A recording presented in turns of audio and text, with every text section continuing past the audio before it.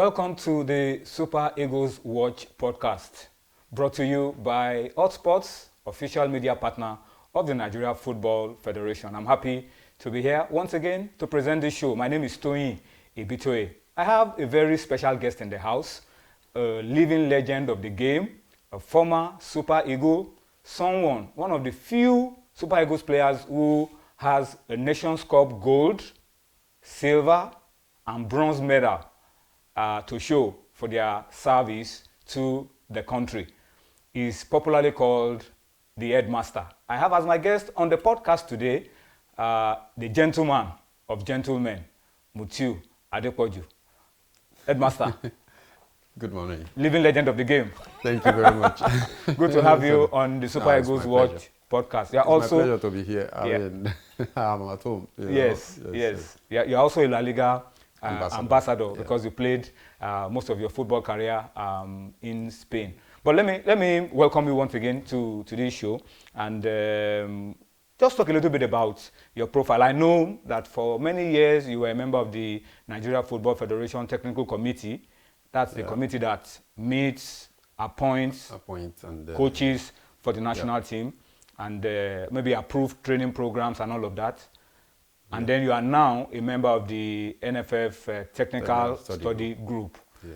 Many people do not know that you have the highest coaching badge in football. You have a pro license. Yes, I had that as far back as 2008. I did all my badges. The A, B in Spain with the Spanish Federation, and to cap it all, I went for the UEFA Pro license, which I have the badge up to today. But the fact remains that I've been into administrations even before I went for the UEFA Pro license. So I've always been in administration, and except when I was in Shooting Stars as the briefly as a coach. I know you were there briefly as a coach. As general manager, then when we had issues and problems, I stepped in. You stepped in as a coach. As a coach, and since then I've not tried to go into coaching, but into administration. And that's so it won't be wrong to refer to you as a coach. It won't be wrong because I have the badges. I have administrative documents. Badges too. So because when I was doing the coaching badges, and I did administration in Spain too. So I have everything. All it takes to be a football, the football ecosystem. Yeah. Former player, a coach, an administrator, well-rounded into one. Yeah. All right, that's who we have as a guest today, Mutiu Adepoju. But let me start by talking about one of the aspects of your life, which is the coaching aspect of it, and talk about the Super Eagles of Nigeria. Let me start by asking your impression about the Super Eagles, the World Cup qualifiers. We had a slow start, 2 games, 2 points, and then we went to the AFCON and surprised ourselves by playing up to the final. Is that where we need to be at this point as we look forward to the next round of the World Cup qualifiers in June? Well, actually, that's not where we need to be. talking about the World Cup qualifiers, but it happens sometimes. I could remember some years back that we had a slow start when we had a coach, and it was fired, and Philippe Trousset was employed, and we picked up and we started winning, and we even qualified for the 98th World Cup 1 game before the end of the qualifier. So I think it happens, and I believe that the Super Eagles they will be able to come up. The only thing is just put the house in order, and gets the coach as soon as possible, and start planning and preparing for the qualifiers. It's very, very important. Talking about preparing for the qualifiers, I want to ask, we know that any moment from now, the Nigerian Football Federation will make an announcement on who the new coach of the Super Eagles will be, or if they want to continue with the caretaker coach, the decision will be announced in a couple of days. But I want to ask that if we are to go for another foreign coach as Super Eagles manager, what kind of foreign coach should we go for? What should be our expectation of the foreign coach, and what kind of support structure do we need to put around such a coach? Well, firstly, I mean, if you're getting any coach, I mean, either a foreign coach or indigenous coach, I mean, there has to be structure and there has to be support. There has to be everything. If the house is in order, I mean, every other thing, I mean, we'll be able to move, I mean, forward. Getting a foreign coach, in which, I mean, I would have loved us to try an indigenous coach, okay. And I mean, give him all the support and everything that is needed, it requires. And yes, we might be thinking that, I mean, maybe things, I mean, will go, but definitely, if we are able to, I mean, to support and, I mean, have patience, I mean, I believe, I mean, we're going to get it. And the only thing is that in Nigeria, we just want, I mean, we are hardly patient. We want results immediately. And I believe, I mean, it's legal, it's, I mean, legit. But definitely, I mean, nothing that, I mean, works, I mean, start working immediately. I mean, it has to be a process. There has to be a process. There has to be patience and all that, which I believe, I mean, if we get there. If, I mean, Senegal could have, I mean, indigenous coach for like 6 years now, I mean, they didn't start, I mean, immediately. They didn't start getting the results. Getting the result immediately. I mean, they had process and, I mean, they watched and, I mean, they believed in the coach and, I mean, it's still up to today, still there. And they are playing good football and, I mean, their development and everything is, I mean, fantastic, which I believe, I mean, if we do things, I mean, right, and I mean, I believe, I mean, we have, I mean, the talent and we'll be able to get to where we want. Since you have talked about your preference for an indigenous coach for the Super Eagles, what kind of support structure would you want the Football Federation? Thankfully, you're a member of the technical study group and your recommendations will get to the appropriate quarters. What kind of support structures would you want us to give an indigenous coach to survive and succeed with the Super Eagles? Because some people feel that indigenous coaches are limited. I don't know where they get that thinking from. And it looks like our people also, as you also highlighted, do not want to be patient with an indigenous coach as they would with a foreign coach. Well, I think, I mean, if we have an indigenous, I mean, coach, all the structure that, I mean, is given and everything given to a foreign coach, I mean, should be given. And, I mean, we should be a little bit, I mean, patient too. And, for example, if, I mean, you employ somebody, he needs support, he needs the belief that, I mean, people will rally around him to make him succeed and all that. And, I mean, that's what, I mean, a coach, I mean, needs. But, I mean, when you employ a coach and, I mean, today everybody is saying this and tomorrow undermining his authority, and you don't come to his defense. And then even if everything is, I mean, going, even the players, I mean, when they see the support for somebody, the players, I mean, too, they will come. They will align, yeah, exactly, and everything will work, I mean, perfectly. But, I mean, if there is no support from the inside, and everything that is required is not given, I mean, there is going to be a crack. And nobody is going to believe, and I mean, it will break a coach, and I mean, make him not be able to concentrate, and I mean, we will be thinking whether he is doing this or, I mean, whether people are in appreciating support, him, appreciating or him, what else does he need to do? Exactly. So if, for example, when there is a club and the authority give support to him, I mean, it will give him, the coach, I mean, confidence to continue working and trying to make the things, I mean, work. You played in the 1994 World Cup, the 98 World Cup, the 2002 World Cup, 3 World Cups for Nigeria. How do you want us to approach the games in June? They are going to be very critical games. South Africa and then Benin Republic. Benin Republic is special because of the coach. Genetro was here for about 6 years. Exactly. So how would you want us to prepare for those two very crucial games?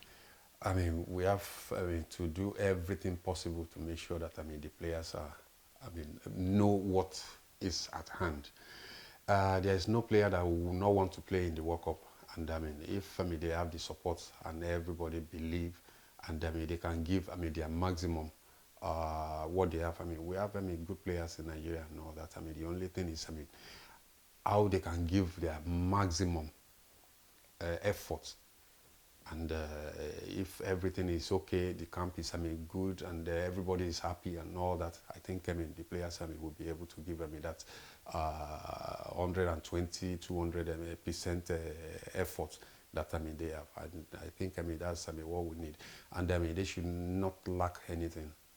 They should come with the mind that they are going to succeed. They want to succeed. They want to go there. They want to win.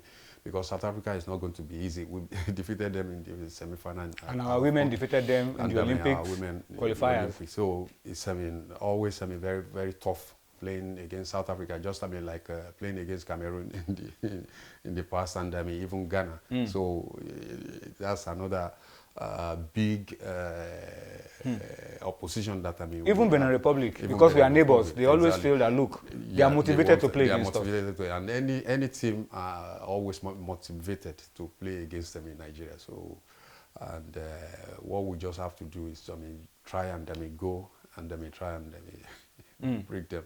So I think all the support should be given to the coaches and the players, and they should have that belief that the whole country is behind them.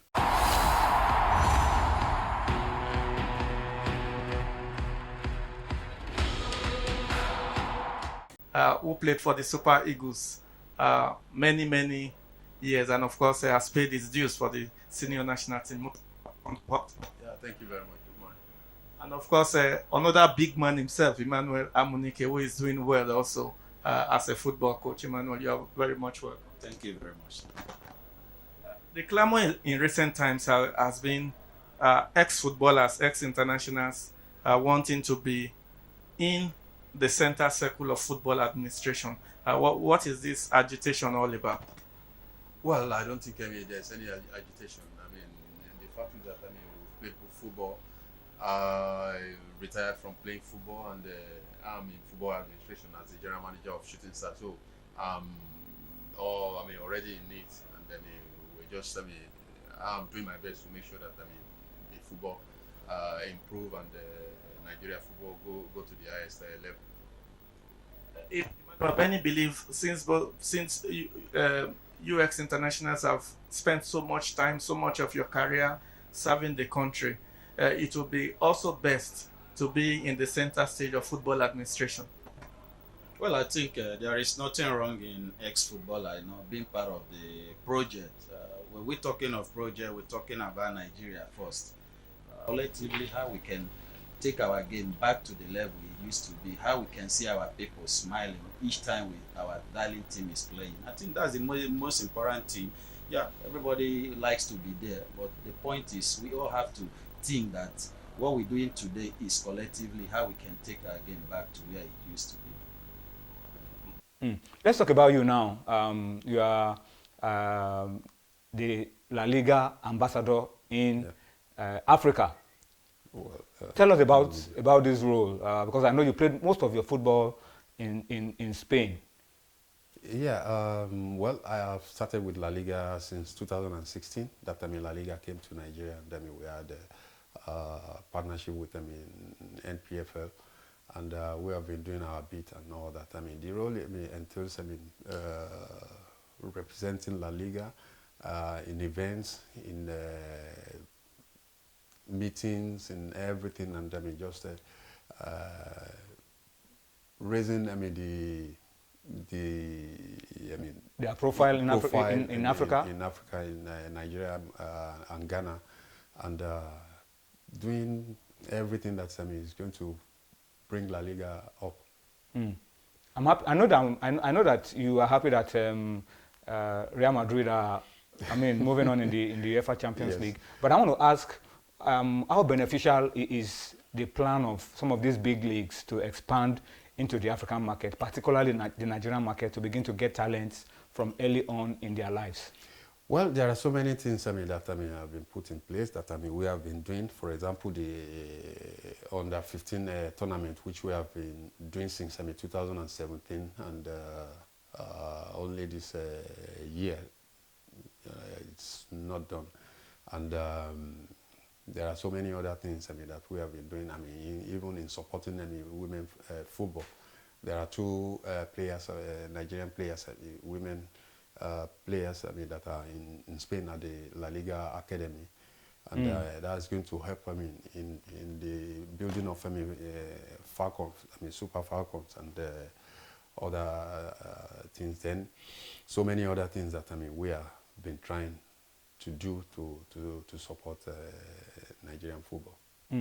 Looking at your career, I just talked about the fact that you have an AFCON gold 1994. Yeah. You had an AFCON silver in 2000.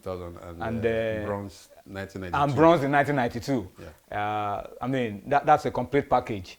What will you look at as being the difference between the level of commitment and professionalism that you guys displayed, particularly in that golden era of Nigerian football, to what we have right now? A lot of people believe that we have an array of very talented players available to us right now that can see us dominate African football and also impact greatly on world football. Yes, it's true. We have the talented footballers in Nigeria. Now. Yes, we are talented football now, but they are even more blessed now because of technology and everything. All the technologies that's is supporting football now. We didn't have it then, and we were able to. So they are even supposed to be performing even much more better than what we had then. The only difference was that those period were different period in which many things are not available, and however you want it, you must come out, you must succeed. And Nigeria has never qualified for the World Cup. Yes, we have played AFCON, we've won AFCON, but we wanted to taste the World Cup. So all the players then, what we had in mind was, aside talking about benefits, money and all that, in which, yes, if we are not paid, we are professional footballers. You play for money. Exactly. So we protest and all that. But once we get to the field, we have to get, yes, it's football. We have to get it done and all that. And that was what motivated us. And we wanted to make name for Nigeria and get ahead in football and all that. So I think all those were motivations. Playing at the World Cup, playing at AFCON, representing your country, getting more higher contract and all that. At least for me then it was motivation right from when I was youth. I wanted to play for Nigeria and I wanted to do something good for the country, and I think all those things were motivations for me. So, but now I don't know what is motivation, but I believe playing in the World Cup should be motivation for every player, every generation, for every generation and all that. And they just have to go and they go for it. Let's talk about the special skill that earned you the name Headmaster. Let me even put it to you that why were they calling you and we still call you Headmaster? Well, I think it was because of the ability of scoring goals. With the head, I believe all the goals I have scored. Did they start when you were playing on the domestic scene? Yes. And I know you played for Julius Berger, but before Julius Berger you played for... I played for Crane Football Club. That was when I started in IFA League in Ibadan. Football Association League. And later played for Ogunshun River Basin then. Okay. Then before I played for Femo Scorpion of Erua. I mean, now Did you play alongside Peter Rufai? No, he left before you joined? Before I joined. So, and later played in Shooting Stars and Julius Berger before I traveled to Spain. So, I've always been scoring goals, I mean, with the head. I've always loved, I mean, scoring goals. I mean, heading balls, I mean, when we're always on the field. And I got the interest those days, I mean, watching I mean, the likes of Shegun, whatever, I mean, and all that, you know, he was very good. Then, and I mean, watching Wakilu Oyenuga, yeah. And, so those are the people that, I mean, motivated me that, I mean, I could. So when I saw that, I mean, growing up, I could limp. Above, I mean, even, I mean, the players that are taller than me, and I mean, I could use my head. And I mean, when I was in secondary school and playing those days, the nickname I was known for was Agbon. Agbon means coconut. Coconut. And I mean, you know how hard it Agbon is, yes, and all yes. that. So, were they trying to describe your head on the ball or what? Well, something like that, but no matter how hard, I mean, the ball was then. And they used to use very hard balls. Very hard, and I mean, you know, those, I mean, the one sewn with yes. That, I mean, anytime you head it, you see the scar on your head. You see the mark and all that. So all those periods, I mean, I always, I mean, jump to head the ball. So when I realized that, I mean, I had to fine-tune it. I mean, training, try to know where the goalpost is. I mean, calculations, and I mean, when to jump, when to nod, when to turn the head, and different aspects of, I mean, scoring goals. I mean, yeah. So I've scored them in many goals, I mean, with different styles, I mean, different ways. Which, I mean, was not recorded. At least the ones that were recorded, I remember the 2 goals against USA at under 20 against Kesikela. Yeah. I remember the goal with the head. Ghana.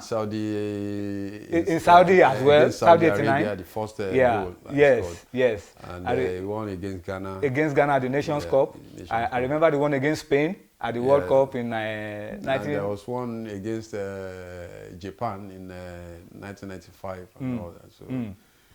So all those ones, I mean, not to talk of, I mean, the ones that, I mean, the domestic league, when I was in Shooting Stars, I mean, against, I mean, First Bank, I still remember that goal. Because, I mean, in Ibadan, Liberty Stadium, the lone goal against, I mean, you know, shooting First Bank. Was a rivalry in those days. The rivalry was, I mean, very tough. I mean, Coach Niyi Akonde, our coach, and late coach, I mean, Laloko, First Bank, and I mean, it was, I mean, very, very tough. And I mean, we were playing 0-0 towards, I mean, the end of the game. I just went from midfield, pulled out from right full back from far, and I jumped. You know who they called Ayo then? You know, a defender of First Bank. He was very tall and huge. So I lifted on top of him and he scored the goal against, I mean, Fancy Ewulu that was, I mean, one of our players in the under 20 Yes, camp goalkeeper. then. Was a goalkeeper. Yeah. So it was, I mean, a fantastic goal, which I still remember all those, I mean, goals, I mean, till today. I want to ask, is there anything supernatural about the head? Because some people believe that there are some things that you did to the head that made it nothing very once the ball touches it, it's the net. That's what it's just training. It's just, I mean, training and the skill, the talent that, I mean, God gave me, and I try to work on it. Nothing special, nothing supernatural. All right, thank you so much, Mutiu Adepoju. It's been a pleasure, pleasure. being with you on the Super Eagles Watch podcast. And for you, we would also like you to subscribe to the YouTube channel of HotSports.